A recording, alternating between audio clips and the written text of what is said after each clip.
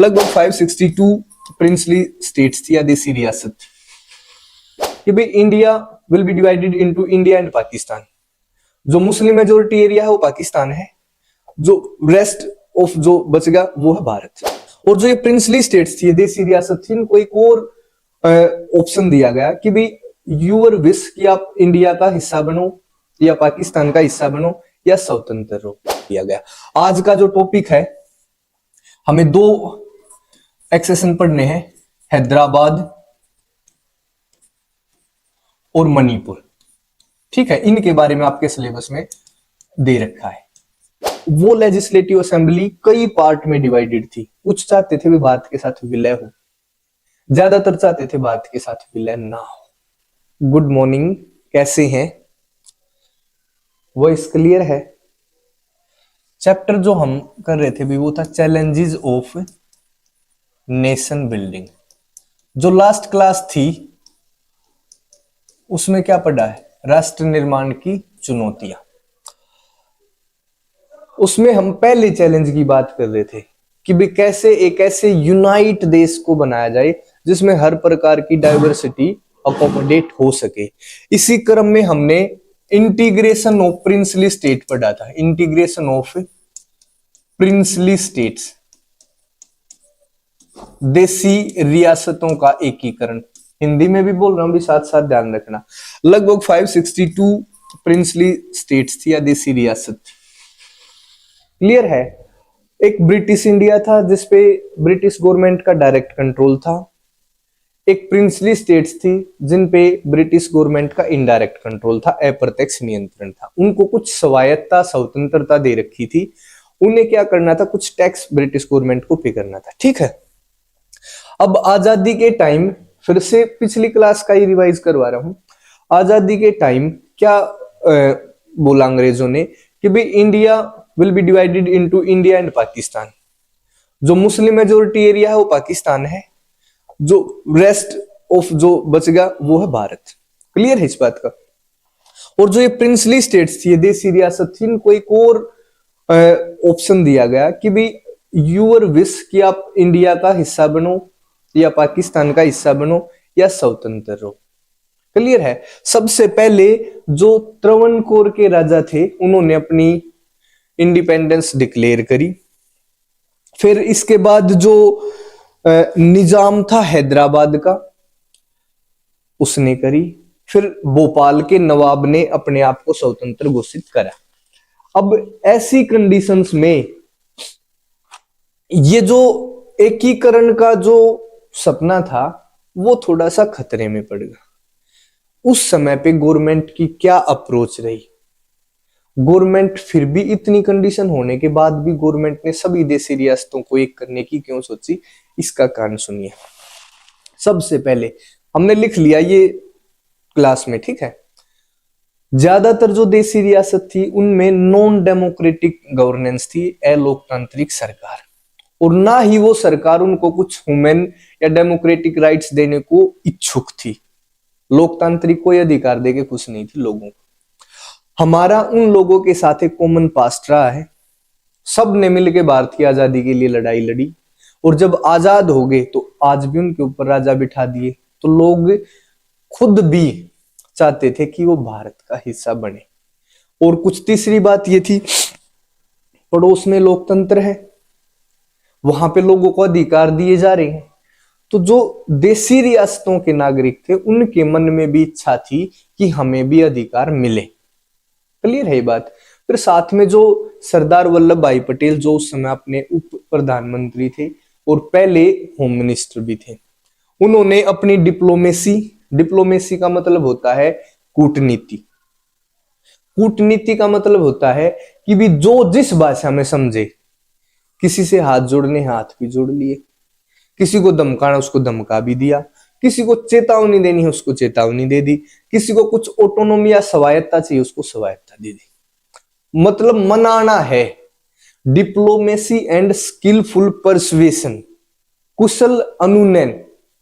इसका मतलब क्या है कि भी उनके पास ऐसी कला थी, वो लोगों को मना सकते थे। उनको पता था किसको किस भाषा में मनाना है।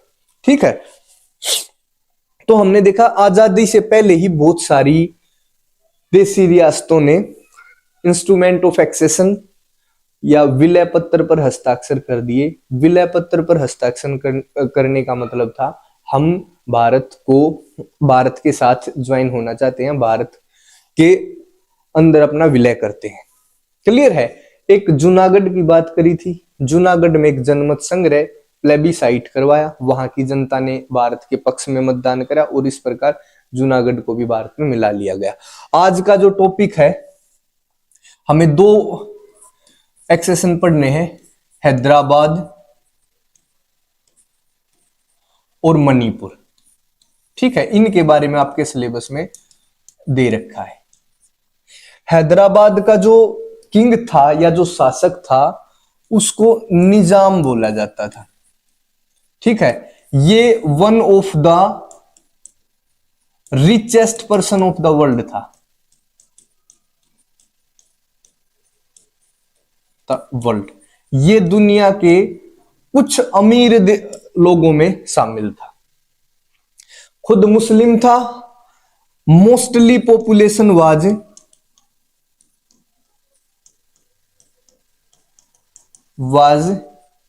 हिंदू। प्रॉपर नोट्स पीडीएफ की फॉर्म में ऐसे ही बना लो। देखो इसको हिंदी में कैसे लिखना है, ये निजाम दुनिया के अमीर लोगों में से एक था, ज्यादातर जो जनसंख्या थी वो हिंदू थी। ठीक है, अब ये क्या चाहता था, इंडिपेंडेंट स्टेटस। ये चाहता था कि भाई हम आजाद रहें। कई बार इसने मोहम्मद अली जिन्ना से भी बात करी, तो क्या था, थोड़ा भ्रमित माहौल था, भाई हैदराबाद का क्या होगा, हैदराबाद का क्या होगा। ठीक है, लोग है ना, लोग जो यहाँ की पब्लिक थी वो नॉर्मली भारत के पक्ष में थी। क्यों? इसका ओप्रेसिव रूल था भाई। ओप्रेसिव रूल का मतलब होता है दुखदाई शासन। लोगों के ऊपर दबाव का शासन था। ठीक है, लोग फ्री नहीं थे, उनको कोई अधिकार नहीं थे। स्पेशली जो तेलंगाना क्षेत्र है, तेलंगाना क्षेत्र नाम सुना होगा, तेलंगाना स्टेट है, वहां के जो औरत थी और जो किसान थे वो इसका शिकार थे भाई। अब क्या करा, लोगों ने प्रोटेस्ट शुरू कर दिया। पीपल, ये मणिपुर को बाद में कर लेंगे। पीपल स्टार्टेड प्रोटेस्ट अगेंस्ट निजाम। ठीक है, लोगों ने निजाम के खिलाफ प्रोटेस्ट, विद्रोह शुरू कर दिया। हिंदी में लिख सकते हो, लोगों ने निजाम के खिलाफ विद्रोह शुरू कर दिया। अब देखो इसके बाद क्या होता है, एक इनकी पैरामिलिट्री फोर्स है रजाकार्स।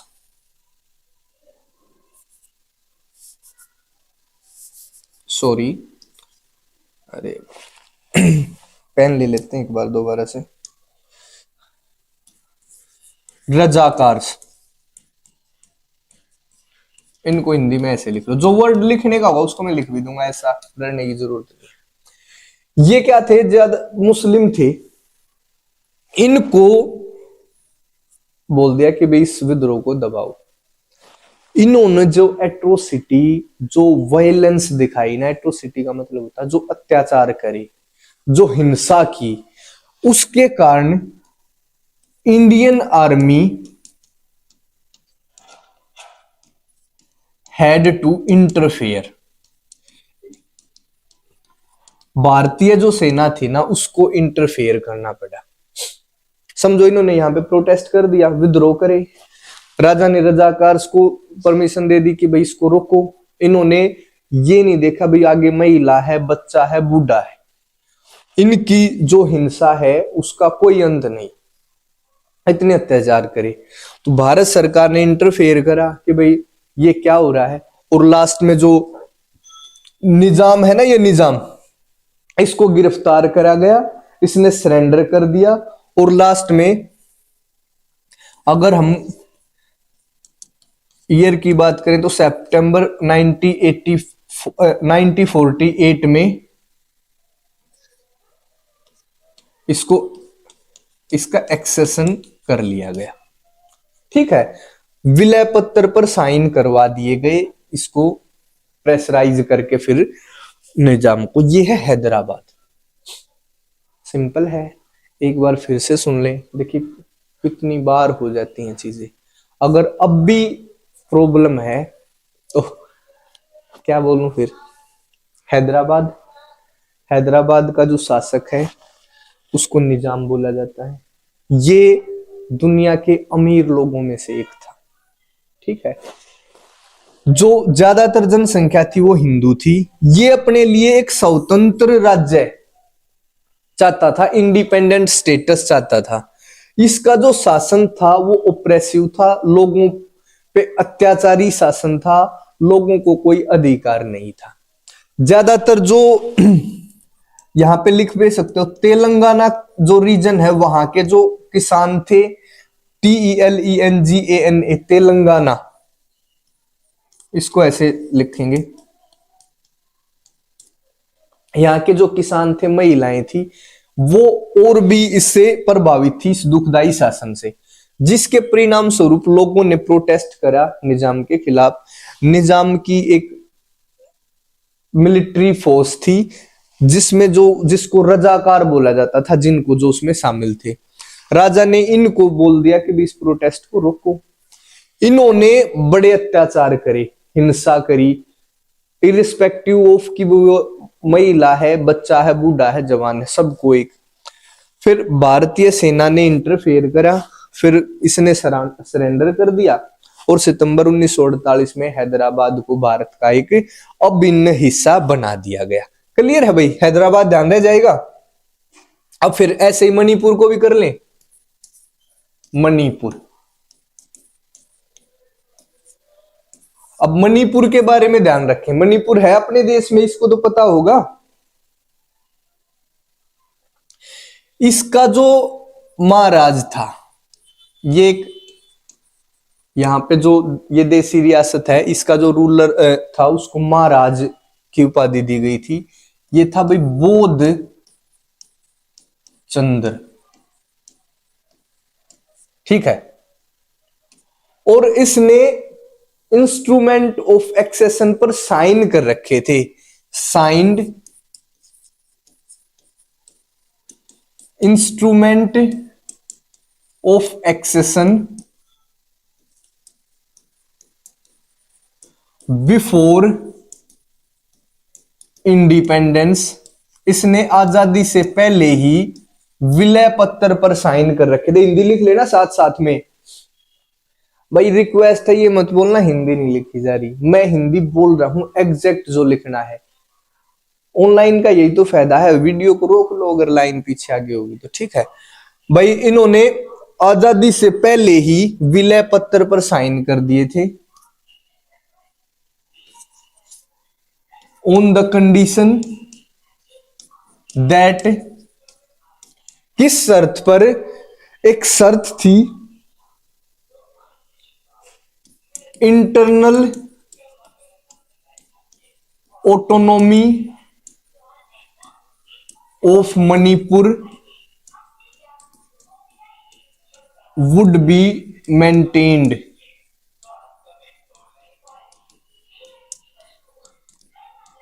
क्या शर्त थी? मणिपुर की आंतरिक स्वायत्ता बरकरार, जो कुछ वर्ड है उनको मैं ऐसे लिख भी रहा हूं, बरकरार रखी जाएगी।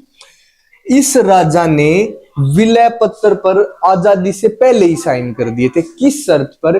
कि मणिपुर की आंतरिक जो स्वायत्ता है उसको बरकरार रखा जाएगा। अब फिर आगे क्या हुआ, कर दिया भी, कोई बात नहीं। इन जून 1948 मणिपुर में क्या हुआ? लोगों के दबाव में इलेक्शन, मणिपुर में इलेक्शन होते हैं और जो Manipur change becomes Manipur becomes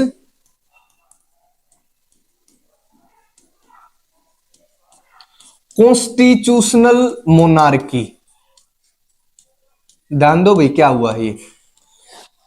जून 1948 में मणिपुर में चुनाव हुए और जो मणिपुर था राजतंत्र से संवैधानिक राजतंत्र में बदल गया।